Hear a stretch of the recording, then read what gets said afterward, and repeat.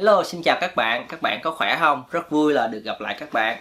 Hôm nay mình xin được nói về điều kiện để gia nhập bộ binh hay là lục quân của quân đội Mỹ nha các bạn.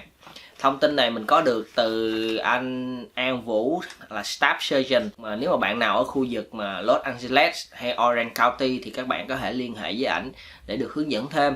Còn nếu mà bạn nào mà ở ngoài khu vực California thì các bạn có thể liên hệ với trạm tuyển quân gần nhất của bên lục quân. Nếu mà bạn thích đi các quân chủng khác thì các bạn cứ đến trạm tuyển quân. Thường thì người ta sẽ có là 3-4 trạm liền kề nhau, thì bạn đi từ cửa này qua cửa kia thôi, đi từ bộ binh qua Marine qua bên hải quân và không quân, và có bên National Guard nữa, lính dự bị cũng có luôn. Ok các bạn, đây là cái thông tin mình có được. Để mà đi được bên lục quân hay là bộ binh của Mỹ thì các bạn phải có High School Diploma, tức là bằng High School là bằng tốt nghiệp trung học phổ thông, là tốt nghiệp lớp 12 ở bên Mỹ, và thẻ xanh là điều kiện tối thiểu. Tuổi thì độ tuổi là từ 18 cho đến 34, không có bệnh hoặc là vi phạm về pháp luật, và không có sử dụng những cái thuốc mà illegal drug, là những cái thuốc mà phạm pháp trong vòng 30 ngày vừa rồi. Thì cái thuốc mà phạm pháp này có nhiều tiểu bang như là thuốc phiện marijuana, nhiều tiểu bang như Cali hay là Oregon thì người ta cho về vấn đề là y tế, hoặc là người ta cho về vấn đề là dạng dùng một số liệu nhỏ để giải trí, nhưng trong quân đội vẫn cấm. Thành ra là nếu mà bạn đã xài thì bạn phải clear trước khi mà bạn phải không sử dụng một thời gian trước khi mà bạn gia nhập quân đội. Thì tiền lương là từ 1.680 cho đến 4.951. Thì cái này là cái bảng chiêu mộ, thành ra người ta phải ghi cái số tiền cho nhiều để mà ủng hộ các bạn, nhưng mà cũng là một phần là đúng nha. Alright. Thì quân trường á, huấn luyện quân trường là 9 tuần và 4 ngày. Rồi sau đó là các bạn đi học nghề là từ 6 tuần cho đến 2 năm. Nếu mà bạn nào mà nhà ở khu vực Los Angeles á, thì trong lúc mà bạn đi huấn luyện quân trường bạn sẽ được lãnh, hoặc là sau đó trong lúc huấn luyện quân trường bạn sẽ được lãnh 2.757 đồng nếu mà bạn là kết hôn, bạn có gia đình. Còn mà về tiền lương á, nếu mà bạn mới tốt nghiệp high school á, hoặc là có bằng tương tự như là bổ túc văn hóa là GED á, của Mỹ á, và có 15 credit trở xuống á, có 15 college credit đó, thì bạn là E1 đó, thì bạn sẽ được lãnh 1.680 đồng. Thì mình tạm gọi E1 là binh bác đi. E2 là bạn có 24 college credit là 1.884 đồng. E3 là bạn có bằng 2 năm hoặc là bạn có từ 48 college credit trở lên thì bạn sẽ được lãnh là 1.981 đồng. Còn mà bạn cũng có thể gia nhập với lại E4, với E4 là bên hải quân Mỹ gọi là PT Officer, nhưng bên Army thì E4 là bạn được lãnh 2.194 đồng nếu mà bạn có từ bằng cử nhân, thạc sĩ hoặc là tiến sĩ. Thì có nhiều bạn có thẻ xanh nhưng mà chưa có quốc tịch thì các bạn chưa có thể trở thành sĩ quan quân đội Mỹ được, thì các bạn có thể tạm thời đi bên con đường chiến sĩ, vô là E4 nè. Thì có một bạn hỏi mình, thì cái này mình thấy cơ hội này rất là good. Các bạn có thể đi một thời gian sau các bạn hết hợp đồng, hoặc là trong lúc các bạn còn hợp đồng các bạn có thể làm hồ sơ để các bạn chuyển qua sĩ quan. Thì nó hơi khó hơn so với lại nếu mà bạn đi từ dân thường bạn đi sĩ quan, tại vì người ta muốn bạn vô, mà một khi mà bạn đã vô lính rồi thì người ta sẽ làm khó để mà tuyển mộ bạn thành sĩ quan. Nếu mà bạn là dân thường thì bạn ở ngay giữa ngay đây. Nếu mà bạn đi về sĩ quan á thì bạn sẽ đi qua bên này chẳng hạn, thì nó dễ. Nhưng mà bạn đã vô lính rồi thì bạn sẽ đi thành chiến sĩ thì bạn đi bên này. Thành ra khi mà bạn vòng ngược từ bên chiến sĩ bạn vòng qua bên sĩ quan thì cái nó sẽ khó hơn một chút xíu thôi, nhưng mà không phải là bất khả thi nha, bạn vẫn làm được.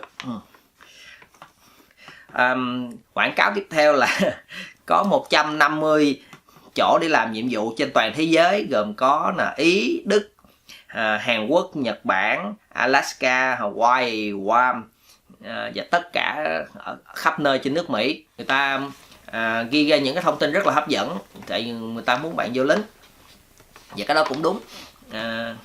Alright.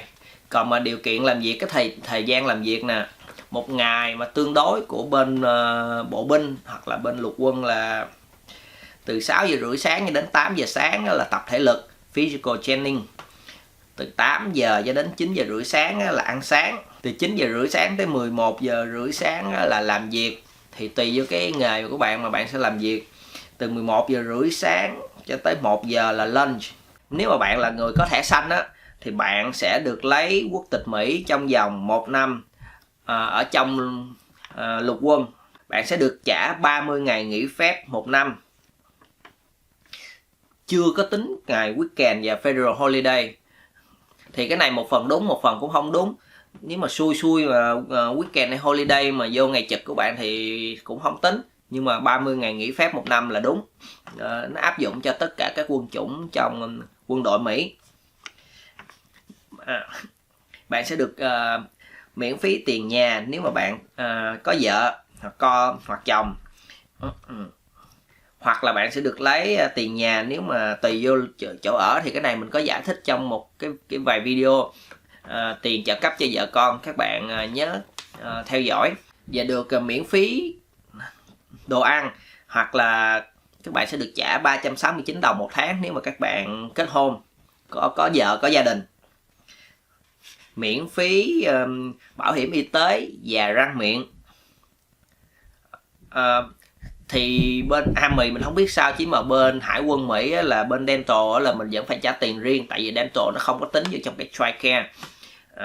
Nhà mình là phải trả 29 đồng một tháng cho nguyên một gia đình là vợ với con, hoặc là có bao nhiêu con cũng được. Của mình là chỉ trả có 29 đồng một tháng. Đối với cái răng miệng thì nó khác với cái bảo hiểm, là sometimes mình phải trả tiền copay hoặc là mình phải trả out of pocket.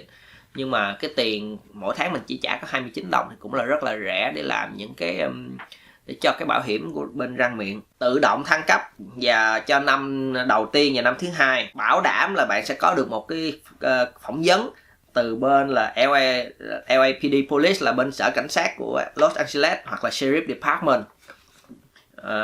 Cái đó thì lúc nào cũng dạy người ta, những lực lượng như cảnh sát hay là cảnh sát trưởng, người ta rất ưu tiên cho những người đã trong lính, tại những người đó đã có kinh nghiệm chiến trường và đã được huấn luyện để sử dụng súng và có tinh thần thép, thì lúc nào người ta cũng sẽ ưu tiên nhận những người lính.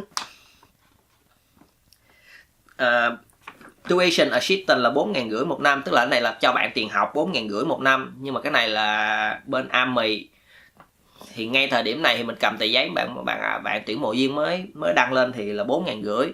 Nhưng mà bên Navy, bên Hải quân Mỹ thì bây giờ là chỉ còn có 3.000 một năm thôi nha mấy bạn.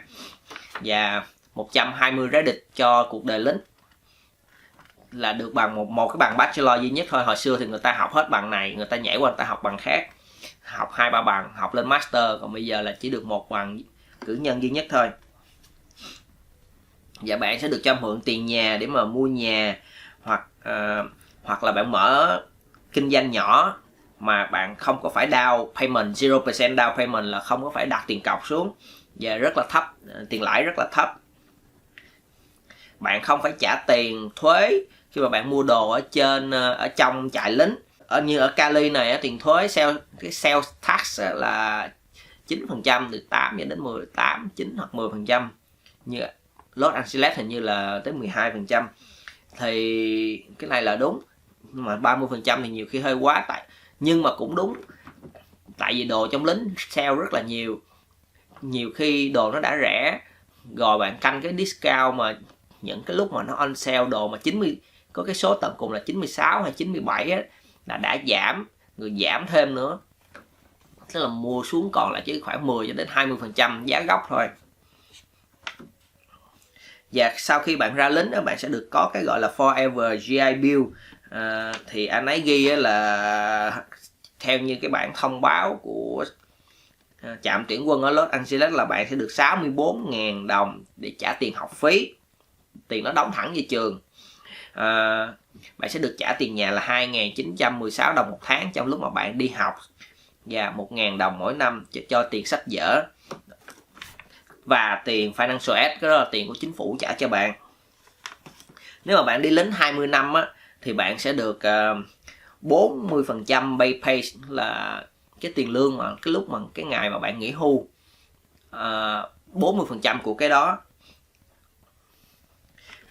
Thì giả sử như bạn lên tới E9 giống như mình có trình bày á, hoặc là bạn lên tới chip thôi là bạn được 4.000 một tháng, E7 đi, thì 40% của cái đó thì cũng là 4.000 đi, 4.000 thì 50% là 2.000, thì chừng 1.600 một tháng cho E7.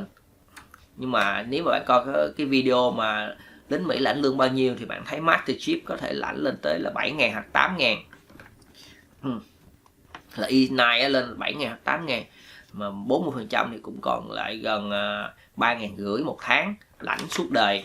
Nếu mà bạn đi lính từ năm 18 tuổi, bạn ra lính lúc năm 38 tuổi, thì bạn lãnh từ năm 38 tuổi cho đến lúc mà bạn chết, là rất là nhiều tiền mỗi tháng. Nhiều khi bạn lấy tiền đó bạn về Việt Nam hoặc là đi du lịch vòng quanh thế giới ở những cái nơi mà điều kiện nó rẻ rẻ, thì mỗi tháng vẫn dư ra được nhiều. Nghĩ 4.000, giả sử như 4.000 Master Chief 4.000, bạn sống ở Việt Nam là bạn sẽ sống như một ông vua luôn, tại vì đồ ăn cũng rẻ mà, phải không các bạn?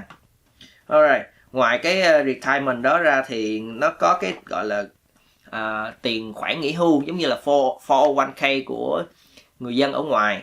Thì cái đó là khi mà bạn đóng góp vô 5% thì chính phủ sẽ tự động matching, là hòa cái đó 5% nữa, thành ra bạn sẽ được tổng cộng là 10% nếu mà bạn đóng 5%. Còn nếu mà bạn không đóng gì hết đó, thì chính phủ sẽ cho bạn 1%. Để mình coi lại cái đó, mình sẽ nói với các bạn trong những video sau. Nếu mà các bạn có câu hỏi gì, các bạn cứ đặt câu hỏi, thì nhiều khi có những anh lính Mỹ hoặc những anh tuyển mộ viên sẽ giúp các bạn trả lời câu hỏi, hoặc là mình sẽ liên hệ với những anh đó kiếm câu trả lời giùm các bạn. Thì cái đó là những cái điều kiện để gia nhập lục quân và bộ binh. Hy vọng là nó giúp ích cho các bạn được vài thông tin bổ ích. Mong các bạn đăng ký kênh ủng hộ mình. Mình cảm ơn các bạn rất nhiều. Hẹn gặp lại các bạn trong những video lần sau. Tạm biệt nha.